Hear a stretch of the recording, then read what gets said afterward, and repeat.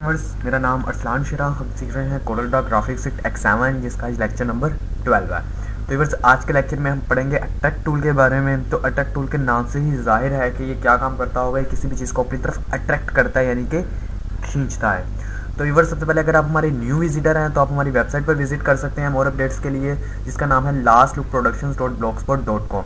यहाँ पर आने के बाद आपको अगर टॉपिक वाइज चाहिए तो आपको यहाँ ट्यूटोरियल्स में आके आप यहाँ से कोरल को सिलेक्ट कर सकते हैं, नहीं तो ऊपर लर्निंग को आप क्लिक करेंगे तो आपके पास हमारे तमाम के तमाम जितने भी हम लोग कोर्स करवाते हैं वो सबके सब अवेलेबल हो जाएंगे। यहाँ से आपको जोन सा भी कोर्स करना है उसको आपको सिलेक्ट करके आप न्यू टैब में आ जाएंगे और यहाँ पर आपको उसकी पूरी की पूरी डिटेल मिल जाएंगी। तो ये अगर आप हमारे न्यू विजिटर हैं तो आपको ये कोरल ड्रॉ X7 की इंट्रोडक्शन वीडियो दी गई है।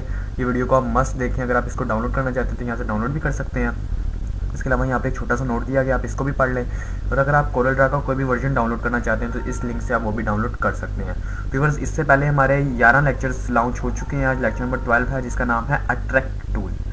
तो आज हम इसके बारे में पढ़ेंगे। अगर आप हमारे इसी पेज के लास्ट पर आ जाते हैं तो यहाँ पर आपको हमारा यूट्यूब चैनल का सब्सक्राइब बटन भी मिल जाएगा और यहाँ पे फॉलो बाय ईमेल भी लिखा है। अगर आप यहाँ पे ईमेल लिखकर यहाँ से सब्सक्राइब कर देते हैं तो हम अपने यूट्यूब चैनल पर भी तमाम वीडियोज़ अपलोड करते हैं, तो वो भी आप तक बाय ईमेल अपडेट्स पहुंच जाएंगी। और यहाँ पर ईमेल देने से हम अपनी वेबसाइट पर जितनी भी न्यू अपडेट्स करेंगे वो आप तक ईमेल पहुंच जाएगी।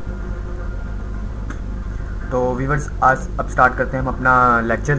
तो व्यूअर्स बेसिकली जो अट्रैक्ट टूल यूज़ होता है वो किसी भी चीज़ को अपनी तरफ अट्रैक्ट करने के लिए होता है, यानी किसी भी शेप को हम अट्रैक्ट करके उसकी शेप चेंज कर सकते हैं। तो ये दो शेप्स मैंने आपके सामने बनाई हुई हैं, ये अट्रैक्ट टूल की मदद से ही बनाई गई हैं। तो मैं इनको फ़िलहाल डिलीट कर लेता हूँ और हम लोग प्रैक्टिकल करेंगे इसमें इंशाल्लाह। तो ये देखते हैं जी, अगर आपने फर्स्ट में ये pick tool, free hand pick tool और फ्री ट्रांसफर टूल के बारे में पढ़ा था, उसके बाद हमने shape tool, smooth tool, smear, swirl और उसके बाद आता है अट्रैक्ट टूल। तो अगर मैं अट्रैक्ट टूल को सिलेक्ट करूं तो इसका रिबन व्यूअर्स जैसे पीछे के आपको स्मीयर टूल वगैरह में दिया गया था वैसा ही है। फर्स्ट पे इसका निब का साइज़ है, सेकंड पे इसकी यानी कि हार्डनेस है कि आप कितने ज़्यादा इसको हार्ड रखना चाहते हैं, उसके बाद इसका वही पेन प्रेशर है।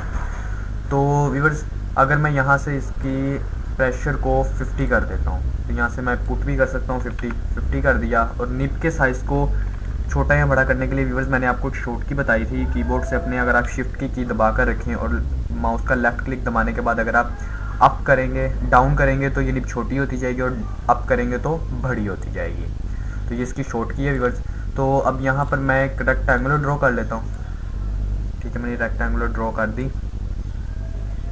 उसके बाद मैं इसमें कोई भी कलर फिल कर देता हूँ। उसमें कलर फिल करने के बाद मैं यहाँ से अट्रैक्ट टूल को पिक करता हूँ और इसको करने के बाद मैं निब का साइज़ आप अपनी यूज़ के मुताबिक इसका साइज़ रख सकते हैं। उसके बाद आपने यहाँ पर इसे रख के इसे अंदर की तरफ प्रेस करना है। तो ये देखिए ये पूरी की पूरी शेप को अपने साथ अट्रैक्ट कर रहा है, यानी कि जहाँ पर भी आप इसको रखेंगे और माउस का लेफ़्ट बटन क्लिक करेंगे तो ये उस शेप को अपनी तरफ अट्रैक्ट करना शुरू कर देगा।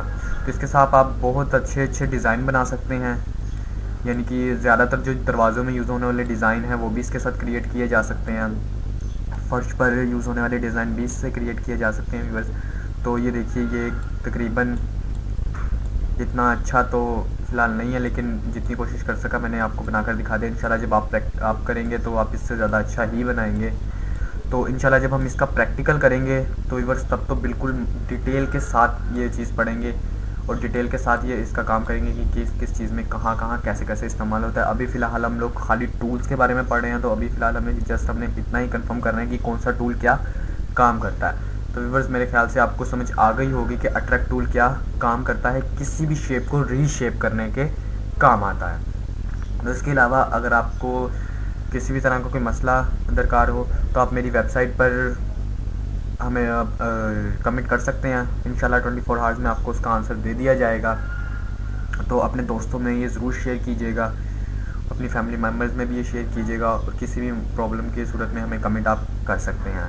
तो व्यूअर्स अपना ख्याल रखिएगा। खुदा हाफिज़। अब मिलते हैं नेक्स्ट लेक्चर में।